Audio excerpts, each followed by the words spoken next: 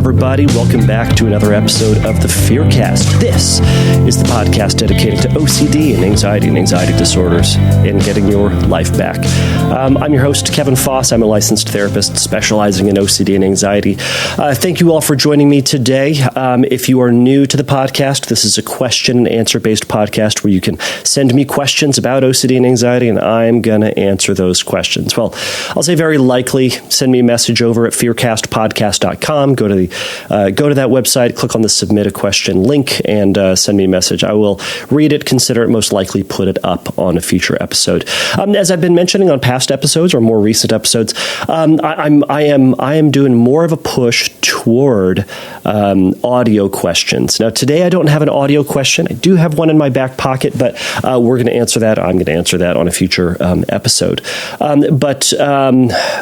So you can go over to Instagram. You can ask me a question over there. Send me a direct message over there. I am Fearcast Podcast at the Instagrams. So you can either send me a message there, just to DM me something. But you can also, in the DMs, you can click on the little microphone thing at the bottom and record your own voice. That is probably the fastest way I'm finding, and probably the easiest way for people to get their question to me is just record it there and send it to me directly through Instagram. I'll ask you a couple of follow-up questions that way, but if you ask an audio question, it will get put up on the next episode. Now, the only reason I'm not, I mentioned just recently that, or just like a moment ago, that I do have an episode, or I do have a audio question that I have in my back pocket. It's a follow-up question from the person who just asked a follow-up, or just asked an audio question, and I somehow wanted to space it out. So I'm spacing that one out, and likely the next episode will have that audio question. It's kind of a follow-up. It's from the same person. It's a different question, but it's from the same person. If you're out there listening, I'll get there. I saw it. Don't think I didn't see it. I heard it. Anyways, it's coming up. But if you ask an audio question, it will be put up a heck of a lot sooner. You cut the line and go directly to the front for the next episode. And it's because I'm playing favorites. It's because I'm the guy with the microphone. I can kind of do whatever I want, I suppose, around here. But it's really just to hear your voice. Your voice is so much more interesting than mine. That being said, of course, I want to read your questions, and I'm going to do that coming up. So before I get into that, I again just want to thank everybody for listening. If you like the podcast, please write a review. Please give a like, a thumbs up, 5 stars, whatever it might be at that platform. It helps other people to find it. Helps other people. The more people who listen, the more people who ask questions, the the longer this podcast is going to go on. So again, thank you everybody who's been bold enough, who's been courageous enough to send me those questions. I know it can be scary. It can be vulnerable to put up your own stuff. But again, if you have this question, somebody else in the world has this question. And literally, I get questions from all over the world of people saying, hey, this was really helpful. This episode or this thing was really helpful. And that's because of your questions. So if you have a question, somebody else does. And your question will help them out too. So I hope everybody is doing well. We just had Thanksgiving here in the States, and Thanksgiving went well for me, I guess, except for the fact that I threw my back out trying to, I don't know if I mentioned this before. It's been a weird time. Look, we've had this cough. The whole family has this cough we just can't get rid of. You probably hear me cough here. But I threw my back out, and then the day after Thanksgiving, I could barely walk. It was so bad. And then the cough exacerbated it, because when you, my tailbone specifically, when you cough, it puts pressure on your tailbone. It was excruciating pain. So, but you know what? I'm on the mend. I spent some time relaxing, taking hot baths, doing yoga, drinking wine. I'm getting back to normal. I'm not going to say I'm back, but I need to do that thing. And maybe you guys have done this too, where in the acute phase of pain and struggle, you go, I need to get my stuff together. So you do. And you do all the things that are helpful for you, the things that, you knew in the back of your mind were the things that you, quote, should have been doing all along. So you start doing those. And you know what? Gosh darn it, you start feeling better. Crazy, right? So you start feeling better, and then you stop doing things that were helpful. I know, because I've been me a long time. here's how this whole yoga thing's going to go. I'm going to hit it real hard. I'm going to do it, and I'm going to be diligent about it for like a week until my back feels like better. And I'm going to feel strong, and I'm going to feel good. I'm going to start moving and doing stupid things and lifting with my back. And then I'm stop doing yoga. And then in about 3 to 6 months, I'm going to throw my back out again, and I'm going to go, oh man, why did this happen? And past me is going to look to future me and say, it's because you stopped doing the things that were helpful, dummy. I might use other words, I don't know, to future self. But either way, sometimes I'm going to equate this to anxiety. In the midst of an acute phase of anxiety, we sometimes revert back to doing the things that we know we're, quote, supposed to do, right? We go back to doing the things that are helpful. We might start doing exposures. We might start challenging our thoughts. We might start practicing other helpful habits, cutting down on alcohol, cutting down on smoking, increasing our healthy food, increasing sleep, all the stuff that's helpful until we start feeling better. And then we go right back to not doing those things. It's a problem. What it's all about is what I'm trying to get at here is consistency. When we're consistent, when we're doing the things and finding a way to get those healthy habits in our life on a more consistent, sustainable basis, we can avert some of those spikes, some of those downfalls, some of the trip ups, right? So, one of the things that I need to try to do for my back is, what can I do on a regular basis? And it's been tough because we're, still in the middle of a move and doing weird stuff to be regular about this, but I'm trying. And I wonder for you then, what are the things that you need to be doing in your life that are going to help you to remain consistent and stable? And on top of yourself and some of the maybe exposures you're going to have. We're coming into Christmas. We're coming into New Year's. We're coming into Hanukkah. These can be spikes for a lot of people. We're going to be around family. We're going to be around other people, right? There's going to be a lot of, quote, expectations for us. It's going to be a lot of going to parties. There's going to be, because, COVID is, it's coming back, but it's not what it was in 2020, right? There are going to be things that we're going to do, and it's going to create a lot of anxiety. So think about the things that you can do to stay stable and consistent. Is it doing small exposures? Is it going to be reading your scripts, picking out and writing a new script every day? Is it going to be intentionally making eye contact with people? Is it going to be shaking hands? Is it going to be holding back on using Purell? Think about the things that you know that you're going to get tripped up on and what you can do to help yourself and help future you from that significant spike, that huge spike, to maybe just that little minor spike, right? So I'll throw that out there. I'll leave it there for now, but let's jump into some questions. So this first question comes from Jessica. So Jessica starts with, hey there, she says, so I have OCD, diagnosed last June, and I struggle with an obsession about loose skin under my chin and chin/neck. I'm 31, and I like 31, and I like what I see in the mirror on a day-to-day basis. What gets me stuck is that in certain angles, the skin I have from losing weight looks way worse than what I see on a day-to-day. So the OCD, quote, hook is that I feel like I don't actually know what I look like, don't actually know if I'm still beautiful, don't know if my ex broke up with me because of my looks, and the list goes on. She goes on to say, as a whole, I manage OCD pretty well and resist compulsions more often than not. This particular theme has me stuck. I can't find any resources on dealing with body image specific OCD because all you find are resources on BDD, which I don't think I have. It feels more like uncertainty of which mirror angle is accurate as opposed to body dysmorphia. I'm not sure how to treat this most effectively. How do I navigate seeing myself in different angles and not knowing what I actually look like to people? Help!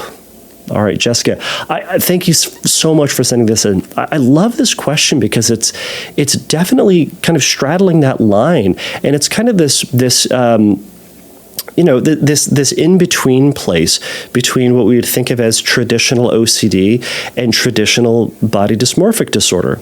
So for those of you who are new to BDD or who have never heard of body dysmorphic disorder or body dysmorphia, I did a great episode with Chris Tronsden a while back. You can Google that. He has a whole bunch of other resources as well on BDD, but you can listen a little bit more about that. What BDD is, it is an anxiety disorder, and it focuses on somebody's looks, their appearance, and there is a kind of significantly, severely distorted view of how somebody looks, and not oftentimes, there is this belief that whatever it is that they are focusing on is grotesque, is terrible, is bad, right? They look like a gargoyle. I don't know what it might be for them, but it's that part of their body or their general appearance is bad. Jessica, you're not really saying that it's that. I think it sounds like as you've said, you're kind of focused more on, gosh, what do I look like to other people? And then all these other questions about, do I look beautiful? Why did my ex break up with me? I don't actually know what I look like based on seeing yourself in different mirrors, right? So the first thing that I would ask is, I wonder what the core fear is in this. I think that's a good question to look at for all this, right? Like what? Because I could come up with exposures and we could talk about that. But what is it that's fueling this fear? I also wonder what the compulsions are, right? It sounds like some of the compulsions here are going to be ruminating about what you look like, scouring your mind for why he broke up with you. I imagine there's a lot of, and these are mental compulsions. I imagine there's a lot of maybe scenario twisting. Gosh, if I had looked like this or looked like that, or if he had seen me this way, would we still be together, right? Or kind of, time traveling back to different points in the relationship to see what would be different, or, mentally evaluating, he had this look here, or, he said this or didn't say this or said that in this way, and I wonder what that means, right? There can be a lot of mental review about different events to try to figure out and get to an answer. So, I wonder what all that's trying to get at. I mean, as wild guess as it can be, one of the things you said is, am I still beautiful? But, some of it is, like, I wonder if it is, I don't know who I am. I don't know if I don't know if I'm me. I don't know if what, as you said, I don't know what I look like to other people.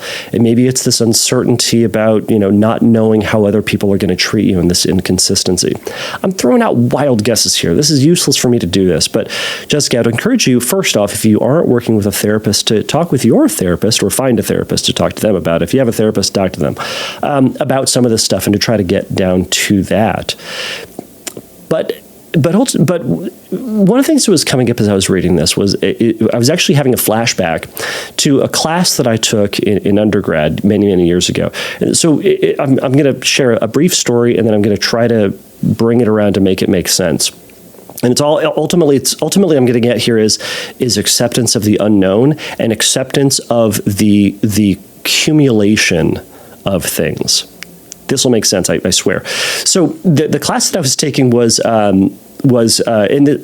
went to University of California at Davis, so this was not like a religious school, but I took Introduction to Religious Studies, and specifically for New Testament. So for part of that, it was looking at the four Gospels, the four different stories that tell the story of Jesus, specifically of his life.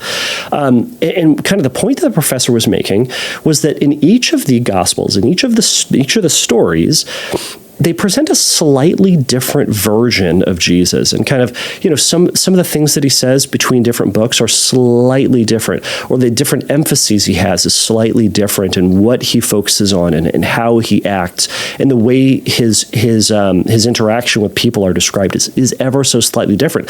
Now, they fit within the theme of each of those books because they're kind of focused on different things. Now, this is a whole different. This is a whole rabbit hole of scholarly interest if somebody's interested in it, and I don't think anybody here really is, but point is, the question he rose is, well, which one is it? Which one is the Jesus, right? So what he then equated this to are pictures of Abraham Lincoln. He said, if you look at individual paintings of Abraham Lincoln, they all look different. They're ever so slightly different because they're ever so slight, angles. They're different painters. They're different lights. They're different times. That they made these paintings, right? Now, when you look at each of them individually, they look slightly different. But when you take a step back and you look at all of them together, you get a cumulative view of what Abraham Lincoln looked like. And you can do that similarly with the Jesus of the Gospels. I suppose it could have just left out the whole Jesus thing and just gone to Abraham Lincoln. Whatever, here we are. There's that cough I talked about. So he was saying with the pictures of Abraham Lincoln, you step back, and this is what he looks like in the cumulative, not the individual. I think the same thing can happen here, whereas you're looking at each individual moment and saying, is this what people look like? And in that moment, you're going to look at yourself at a different angle, different time of day. After having doing something, before doing something else. Different mirrors, different lights, different angles of the light, all sorts of different factors are going to be playing into this, and we look slightly different. We do look slightly different. But you're saying, gosh, what do I look like? The answer is yes. You look like all of these, because that is you. But when your anxiety kicks in and goes, well, oh my gosh, I don't even know what I actually look like. This is what I look like today. This is the version of me for right now. But I wonder what that means for you. I wonder what's scary about that. I wonder what comes up for you when you think, oh no, this is what I look like. It means that it's bad. It means that it looks like this. It means that I'm not that. What I want you to do is to catch yourself with that and to address those as associated thoughts. These are connections that your brain has given you over time, that you've reinforced through ruminating about it. But in this moment, as a matter-of-fact acknowledgement of this is what I look like right now. Now, what it means is maybe something else. That's when you start getting pulled into fantasy. That's when you're trying to get into this interpretation. But in this moment, when you look at yourself and see yourself, you'll say, that's what I look like today. We'll see what I look like tomorrow. And maybe sitting with that anxiety of what the story is your brain's giving you, but shifting back over to here's what I look like today, and I'm going to go live that life of this for right now. And furthermore, I would love to, if you were in my office, I'd want to talk more about this idea of I don't actually know if I'm still beautiful. I don't know if you were getting messages about that, if that's just the interpretation, if that's just your inner critic jumping out. But I think there are some exposures you can certainly do with that, and to kind of experiment to see, what either cognitive distortions are contributing to this belief that perhaps you're not still beautiful, or where are these messages you're getting that are saying that you're not beautiful. There's something called oh my gosh, I'm blanking on the name of it. Olfactory reference syndrome. It's this thing where someone just believes that they're stinky. They just have this belief that they're just smelly in some sort of way. And what they do is they look at the cues from other people, and from other people they kind of get sucked into this belief that, oh man, this person made this face, it's because of me, right? It's this personalization distortion. I wonder if that's what's happening here with you, is that, is there a narrative that's going on that you're not beautiful, and you're using other people's cues where they might just be making a face, or they might be looking away, or they might be acting a certain way for no stinking reason, but you are interpreting and internalizing that as I'm not. Or is that a narrative that you're telling yourself? And again, I'm wildly speculating here, but these are some things to perhaps look at and to perhaps catch yourself in doing. In part of those exposures is to say, perhaps you can change what you wear. If there's that thought that you look like X, go out and see what you see. Hear other people's interpretation. Did other people treat you differently? Tell you anything differently? Ignore those. Did anybody confirm that you weren't beautiful? Like explicitly? Or did they say nothing? Because saying nothing is not the same as saying you are not beautiful. It's saying nothing. And most of the time, that's kind of what we do with other people. Anyways, I'm sidetracking myself. So lastly, Jessica, I will, if I could give you an assignment, I would give you an assignment to start scripting. And this would be scripting that perhaps every day you look different. And not just a little bit different, drastically different. And then maybe it has this dramatic effect. And tolerating that possibility that your looks are changing, your presentation is changing, and then therefore other people are treating you differently. And this is ultimately to sit with this possibility that your looks are drastically changing, and you don't know what you look like because you are changing all the time. And you don't know how other people are interpreting you. One of the movies you can watch, and I'm sure I've cited this 100 times before, is Being John Malkovich. It's a movie about people stepping into the body of John Malkovich, the actor, and he then literally becomes a different person. But he looks like him, but he's acting in a different way. That may be a movie worth watching, and I wonder if that would trigger some anxiety for you to then sit with. But what I think a lot of what I've been mentioning here is just gravitating more towards acceptance. That when your brain says, maybe I look differently, and then what does that mean? It's to say, you know what, for right now, for me today, in this moment, this is what I look like.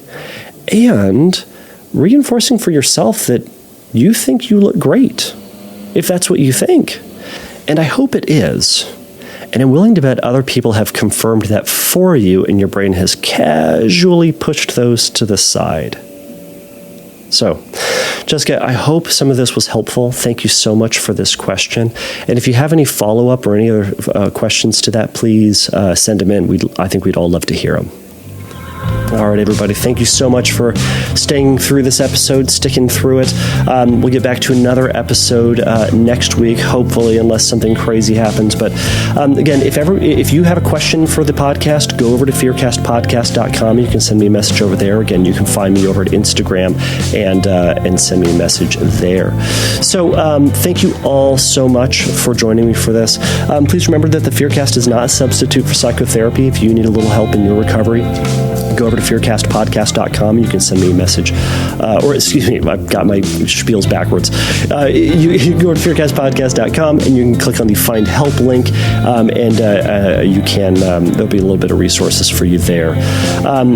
Lastly, everybody, until next time, take a risk, challenge yourself, and don't take your brain too seriously. Bye.